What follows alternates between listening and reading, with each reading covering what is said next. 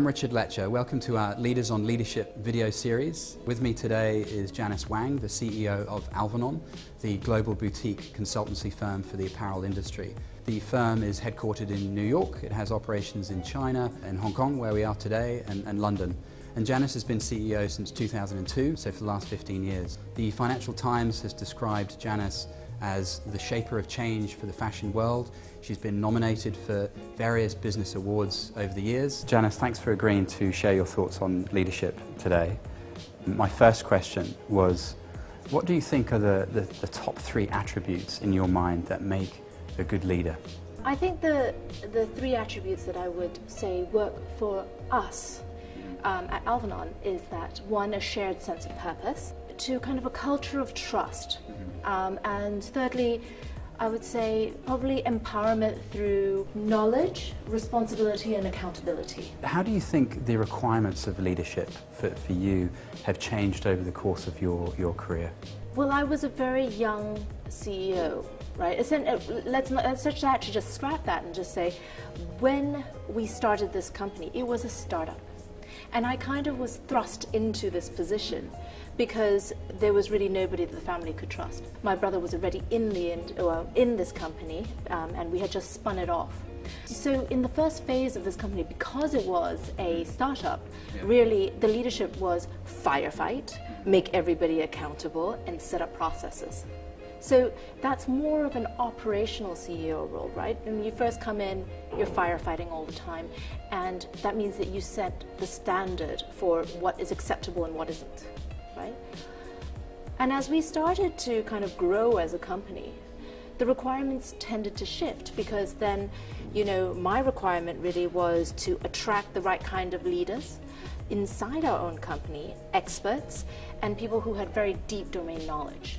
And then have everybody be united by that sense of purpose of being at Alvanon. And we were changing the business as it went along, because we first started out as a product company, and then we decided to use a lot of the knowledge that we had seen around the industry and change it into a more scientifically based consultancy company. What then happened after the growth period was we hit a little bit of an internal crisis. Our visionary leader, who was my father, was very sick, and we went through this period of having a very difficult time of trying to extract all of the things that he wanted to be building and still have continual business, and then we lost him. So that actually truly changed a lot of the way that we actually had to continue, because our sounding board and the grander vision of the company was not there anymore. So at that point in time, the leadership requirements were to, 1, pull everything together, and think about kind of also the legacy requirements and what truly was is and was kind of the sense of purpose for the company itself. It's amazing you've kept that going. And it's shifting, right? It's constantly shifting. But I think everybody who is at Alvanon comes with this innate sense that they all want to make the industry, the apparel industry, a better place. And so what we were able to attract through the culture itself is a lot of people who were very passionate about the industry. And with that comes a lot of ideas, and with that comes a lot of, creativity. And there's kind of a balance that needs to be struck between, allowing these things creativity to flourish, as well as, getting the day-to-day business done, and still also innovating on the other side of that. And I think that's part of where the leadership thing is constantly evolving, in like fostering all 3 of those things, and yet still having the company be a successful company, be a profitable company. I have a related question, and it might be a similar answer, but we live in a very disrupted world. Everyone has been disrupted. Yes. How do you lead during that? That's a very timely question, I would say, because in the past 3 years we've seen everything being disrupted, and at a pace that's faster than the past 30 years. And as a small a small multicultural, global company, you basically are trying to balance this new way of doing things with keeping the lights on. It's very easy to fear the disruption. And the key thing, I think, is to empower everybody in the company to see a different way of doing things, and how that different way of doing things will change, will make marked improvement on the things that they're already doing. Now, that's actually quite difficult because you always have to be very aware of where all the new technologies are happening around us. So essentially, one person is never going to know everything. And you have to be able to, well, I have to be able to see where the changes come from completely different industries, completely things. It's not the traditional kind of competition that we're facing, right?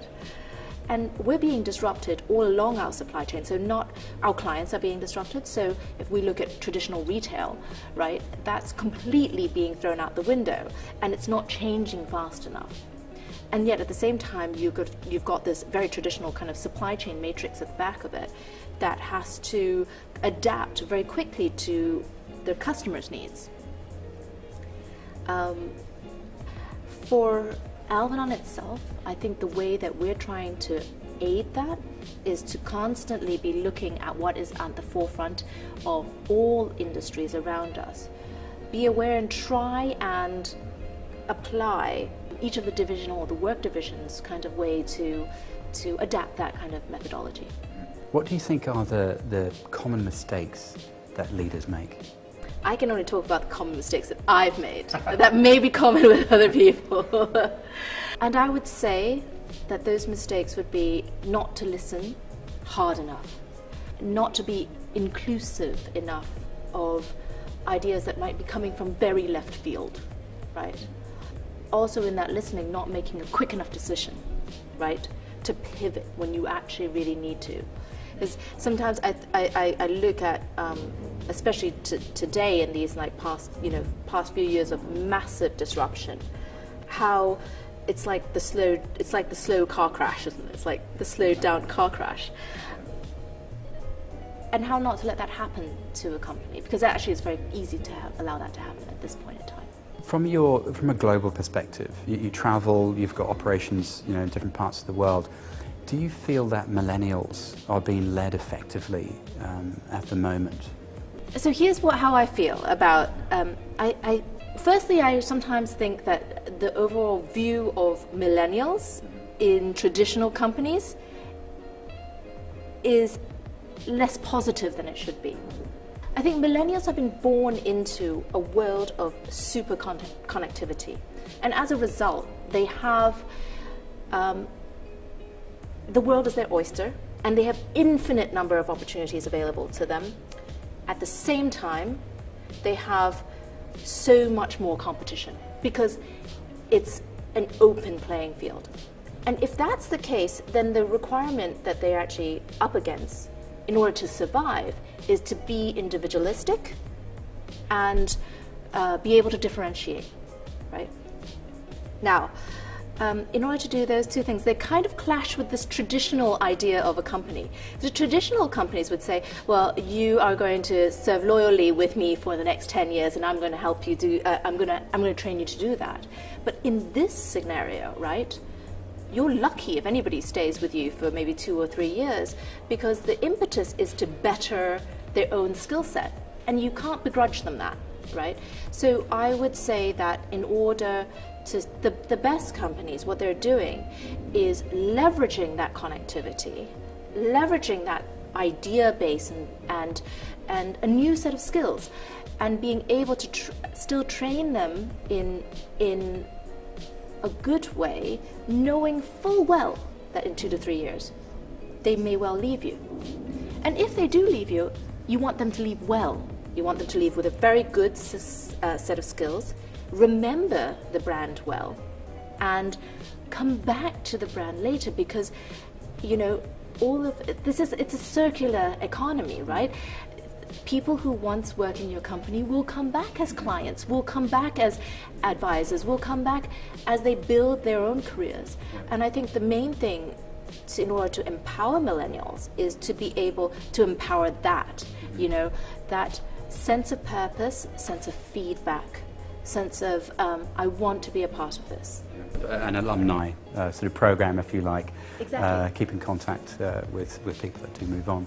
Right. Finally, I wanted to ask you, what words of advice would you give your younger self in terms of management and leadership advice to your younger self when you were starting out on your management journey? I guess I think it's the same for everybody. When you look back, you know, hindsight very 2020. I would have told myself to listen a little bit more. And granted, I actually did listen quite a lot because as being such a young C, we had external and internal advisors, and I was very lucky because we had very experienced people around us, and actually we were surrounded by people because we knew what we didn't know. Yeah. So that was the good part about it. But in the kind of speed of which we wanted to change the company, I would say that we made some very quick decisions and had sometimes bad reactions to very conflicted situations, right? I would try to probably minimize the reactionary part of my youth. But at the same time, you also have to say that, you know, not to be afraid of making decisions. And when I was younger, right, I think I felt I needed to just make a quick decision. You also need to make mistakes. That's how you learn. Exactly. So, yeah. Thank you very much, Janice, for your time. Thank you very for much. having us.